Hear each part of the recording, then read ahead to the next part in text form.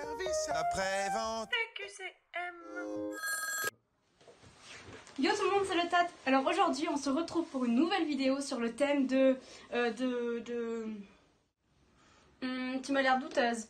Aujourd'hui, on va parler des incertitudes et des variations en biostatistique.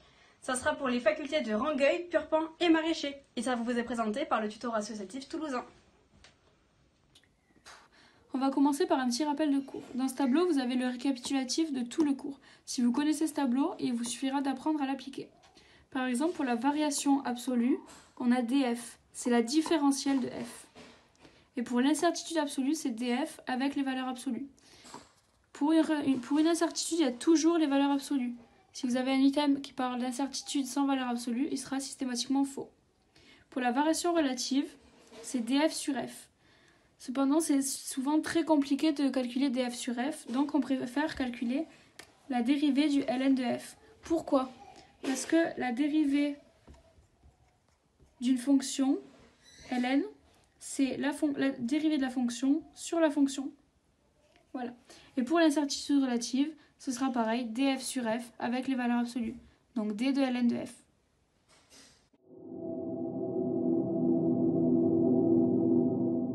On passe maintenant à un QCM d'application qui nous dit que dans un essai clinique, on a séparé des patients en deux groupes. L'un avant l'administration du médicament et l'autre après.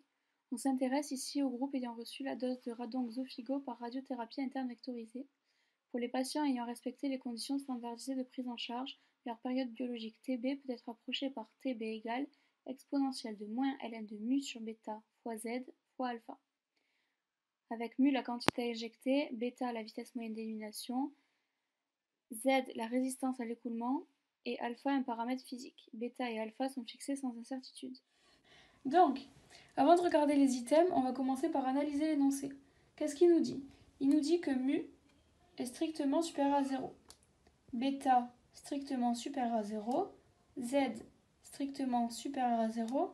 Et alpha strictement supérieur à 0. Il nous dit aussi que alpha et bêta sont fixés sans incertitude. Qu'est-ce que ça veut dire ? Ça veut dire que delta bêta égale 0 et que delta alpha égale 0. Ça veut dire que ce sont des constantes et on ne dérivera pas Tb par rapport à bêta et par rapport à alpha car ce sont des constantes. Très bien. On nous donne ensuite Tb égale exponentielle de moins ln de mu sur bêta fois z fois alpha. Donc maintenant qu'on a bien analysé ça, on peut commencer à regarder les items. Item A, si z est également fixé sans incertitude, les variations relatives de la période biologique provoquées par les variations de mu sont indépendantes de alpha. Donc, avant d'essayer de trouver une logique, on va calculer la variation relative. Et pour ça, on fait un petit tour vers le tableau qu'on a vu tout à l'heure, et on se rappelle que la variation relative, c'est la dérivée du ln de Tb. Très bien, on calcule donc ln de Tb. C'est égal à ln de exponentielle de moins ln de mu sur bêta fois z fois alpha.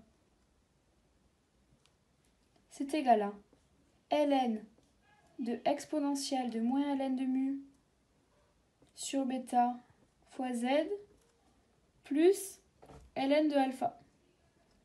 Ça, c'est un petit mémo. Ici, ln de a fois b est égal à ln de a plus ln de b. Il faut surtout pas oublier cette formule, elle est super importante. Donc, on continue. Là, on a ln de exponentielle, donc on peut les enlever. Ça nous donne moins ln de mu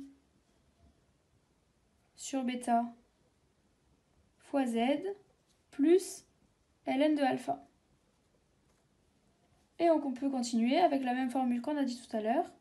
Ça nous donne moins ln de mu moins ln de bêta,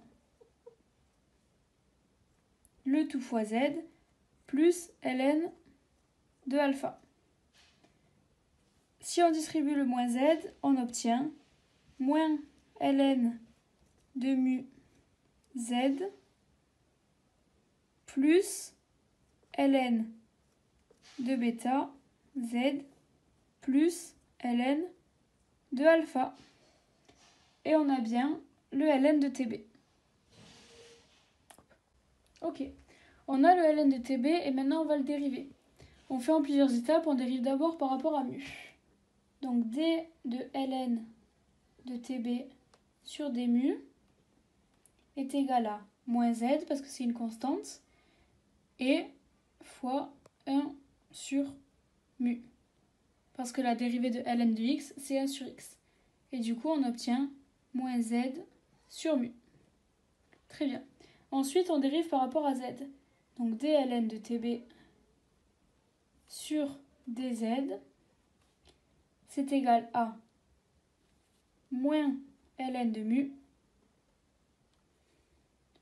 plus ln de bêta. Donc voilà. Ça, on peut le réécrire ln de bêta moins ln de mu. Et on a du coup ln de bêta sur mu. Ok. Donc on fait maintenant la variation relative. Donc dtb sur tb, c'est égal à moins z sur mu fois delta mu plus ln de bêta sur mu fois delta z. Donc, dans l'item, on nous dit que z est fixé sans incertitude. Ça veut dire que delta z est égal à 0. Ça veut dire concrètement que ça, c'est égal à 0. Donc, on enlève cette partie et on voit bien que la variation relative, donc dépendante de delta mu, est indépendante de alpha. Donc, l'item est bien vrai. Ok. On nous dit ensuite pour l'item B que si z est également fixé sans incertitude, donc on revient à ce point-là, les variations relatives de la période biologique provoquées par les variations de mu sont indépendantes de bêta. Pareil, là on a tout ça qui est égal à 0, donc bêta il n'intervient pas, et dans cette formule-là, on n'a pas de bêta. Donc l'item est vrai aussi. On a donc l'item A et B vrai. On passe ensuite à l'item C. Si la quantité injectée est supérieure à la vitesse moyenne d'élimination, une petite augmentation de mu autour de mu0 et une petite augmentation de z autour de z0 produisent une petite augmentation relative de la période biologique. L'item nous dit que mu supérieur à bêta. Donc, bêta sur mu est inférieur à 1. On peut donc conclure que ln de bêta sur mu est inférieur à 0. Ils nous disent ensuite que z augmente, ça veut dire que delta z supérieur à 0 et mu augmente, donc delta mu supérieur à 0. À partir de là, si on revient à cette formule-là, on peut en conclure que moins z delta mu sur mu est inférieur à 0 et que ln de bêta sur mu fois delta z est également inférieur à 0, ce qui nous donne une variation relative inférieure à 0. Il ne s'agit donc pas d'une augmentation relative de la période biologique, mais d'une petite diminution de la période biologique. Donc, l'item C est faux. On peut maintenant passer à l'item D. Pour une valeur de z donnée, la variation absolue de Tb est d'autant plus grande que la mesure de la quantité injectée est précise. On commence par calculer la variation absolue. Si on fait un petit comeback sur le tableau du début, on sait que c'est la différentielle. Donc on va dériver d'abord Tb par rapport à mu et ensuite par rapport à z. Par rapport à mu, on a une forme exponentielle de u fois alpha. On est d'accord ? Donc la dérivée, ce sera de la forme u' exponentielle de u fois alpha. U, c'est moins ln de mu sur bêta fois z. Et u', ce sera moins z, on le laisse, fois 1 sur bêta divisé par mu sur bêta. Ce qui est égal à moins z fois 1 sur mu, qui est égal à moins z divisé par mu. Voilà. Donc, si on note dTB sur d mu, on aura moins z sur mu fois exponentielle de moins ln de mu sur bêta z fois alpha. Z. On a encore une forme exponentielle de u avec u égale moins ln de mu sur bêta fois z. Et u' du coup, par rapport à z, ce sera moins ln de mu sur bêta.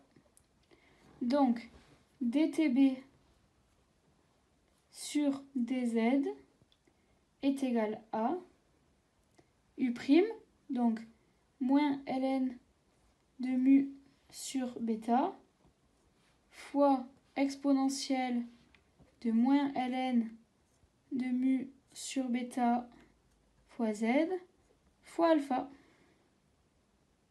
Donc, on additionne ces deux et on tombe sur la variation absolue de Tb. Il ne faut pas oublier de multiplier respectivement par d mu et par dz. Dans l'item D, on nous dit la variation absolue de Tb est d'autant plus grande que la mesure de la quantité injectée est précise. Ça veut dire que quantité injectée précise, d mu diminue. Plus c'est précis, plus l'incertitude est faible. Donc, delta mu diminue.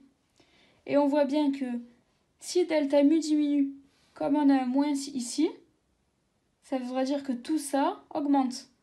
Donc que dTB augmente également. Donc l'item est bien vrai.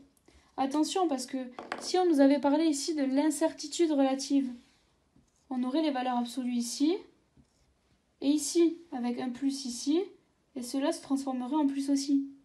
Donc si celui-là avait diminué, l'incertitude relative totale de Tb aurait diminué aussi. Donc il faut faire attention aux valeurs absolues. E.